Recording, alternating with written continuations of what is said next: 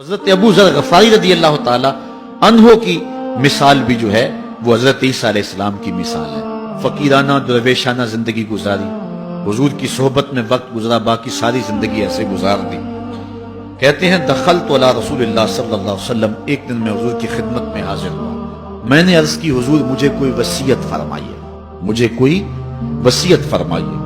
حضور نے فرمایا تمہیں اللہ سے ڈرنے کی وصیت کرتا ہوں، اس لیے کہ تیرے سارے معاملات کا حسن ہے، تمام زندگی کا جمال یہی ہے کہ تو اللہ سے ڈرا کرے۔ یہ حضور نے مجھے فرمایا۔ میں نے عرض کی حضور یہ عمل ہوگا، کوئی اور وصیت فرمائیے۔ تو حضور علیہ السلام نے ارشاد فرمایا ایک تو قرآن مجید کی تلاوت کیا کرو، دوسرا ذکر اللہ کیا کرو، آسمان پر اس سے تمہارا ذکر ہوگا اور زمین میں تمہارے لیے باعث نور ہے، تمہیں من میں چراغاں نصیب ہوگا اور تمہارے لیے روشنی ہوگی ان دو کاموں کے کرنے سے۔ کل تو زدنی، میں نے عرض کی حضور اس پہ بھی عمل ہوگا، کوئی اور ارشاد فرمائیے۔ اللہ اکبر۔ حضور علیہ السلام نے ارشاد فرمایا تمہارے اوپر زیادہ خاموشی اختیار کرنا ہے، زیادہ باتیں نہ کیا کرو، لمبی خاموشی رکھا کرو۔ اس سے دو فائدے ہوں گے، ایک تو شیطان بھاگ جائے گا، دوسرا امر دین میں تجھے تقویت ملے گی۔ زیادہ باتیں کرنے والے کی زبان پھسلتی ہے، غیبت، چغلی، جھوٹ، بہتان، یہ سارے امراض، یہ ساری آفتیں جو ہیں وہ زبان کی ہیں۔ اس لیے کہا کہ زبان کی حفاظت کرنا، تو زیادہ لمبی خاموشی اور زیادہ لمبا سکوت اختیار کر لینا، اس لیے تجھے دنیا میں بھی فائدہ ہوگا، شیطان بھی بھاگ جائے گا اور تیرے دین میں بھی تجھے مضبوطی ملے گی۔ کل تو زدنی، کہتے ہیں رحمت کا باڑا بٹ رہا تھا، حضور علیہ السلام کے جو ہے وہ منہ سے نور نکل رہا تھا، میں نے جھولی پھیلائی ہوئی تھی، میں نے عرض کی حضور اس پہ بھی عمل ہوگا، کچھ اور ارشاد فرمائی۔ تو آقا کریم علیہ السلام نے ارشاد فرمایا میں تجھے نصیحت کرتا ہوں کہ تم زیادہ ہنسا نہ کرو، زیادہ ہنسنے سے گریز کرو، اس لیے کہ زیادہ ہنسنے سے ایک تو دل مردہ ہو جاتا ہے اور دوسرا چہرے کا جمال ختم ہو جاتا ہے، چہرے کی روشنی چلی جاتی ہے۔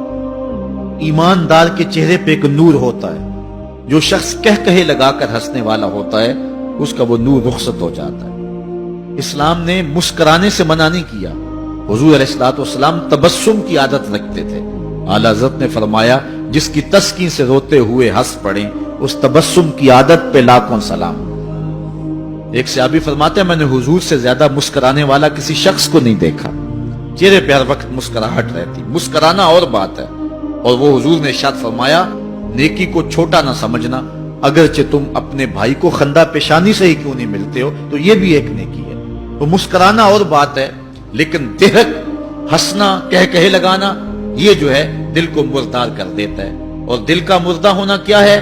دل کا سخت ہو جانا ہے۔ اگر کسی کا دل سخت ہے تو شریعت اس دل کو دل مردہ کہتی ہے۔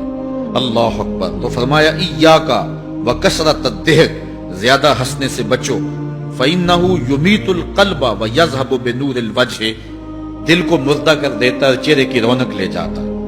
کل تو زدنی، میں نے عرض کی حضور کچھ اور ارشاد فرما دی۔ موج لگی ہوئی ہے، باڑا بٹ رہا ہے، انوار اتر رہے ہیں، مسجد نبوی کا صحن ہے، حضور ارشاد کر رہے ہیں اور منہ سے پھول جھڑ رہے ہیں، منہ سے پھول جڑ رہے ہیں، اور حضرت سیدنا ابو ذر غفاری اپنے دامن میں سمیٹ رہے ہیں۔ عرض کی حضور کچھ اور بھی ارشاد فرما دیجئے۔ قالا قل الحق وان کان مرا، اے ابو ذر پھر حق کہنا چاہے کڑوا کیوں نہ ہو۔ سچی بات کہنی کڑوی تو ہوتی ہے، بابا بلے شاہ نے بھی کہا نا سچ آنکھیں پامبڑ مچتا ہے۔ جب سچی بات کہو گے تو کئی لوگ ناراض ہو جائیں گے، اپنے بھی خفا مجھ سے ہیں، بیگانے بھی ناخوش کہ میں زہر حلاحل کو کبھی کہہ نہ سکا کند، بات وہی کہتا ہوں سمجھتا ہوں جسے حق، نئے ابلہ مسجد ہوں نئے تہذیب کا فرزند۔ تو یہ تو سچی بات کرنے سے یقیناً بہت سارے لوگ ناراض ہوں گے، جن کے مفادات پہ زد پڑے گی تو وہ ناراض تو ہوں گے ہی ہوں۔ تو فرمایا اے ابو ذر قل الحق وان کان مرا، حق کہنا چاہے کڑوا ہی کیوں نہ ہو۔ کل تو زدنی، میں نے عرض کی حضور یہ بھی ہو گیا، کچھ اور عطا فرمائیے۔ قال لا تخف فی اللہ لومۃ لائم، کہا اللہ کے راستے میں ملامت کرنے والے کی ملامت سے نہیں ڈرنا کہ لوگ کیا کہیں گے۔ بہت سارے کام ہم اس لیے نہیں کرتے کہ لوگ کیا کہیں گے، بہت سارے کام اس لیے کرتے ہیں نہ کیا تو لوگ کیا کہیں گے، ناک نہیں رہے گی. اللہ اکبر، ناک بچانے کے لیے بڑا کچھ کر جاتے ہیں. اور ناک رکھنی ہے یا قبر کو روشن رکھنا ہے، آخرت بچانی ہے یا ناک بچانی ہے؟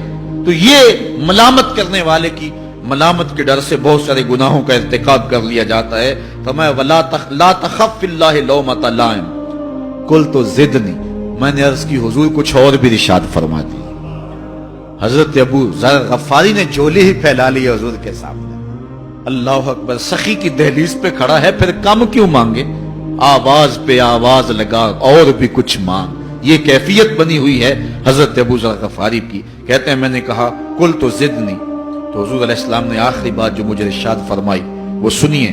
کالا لیحجز کا عن الناس ما تعلم من نفسک.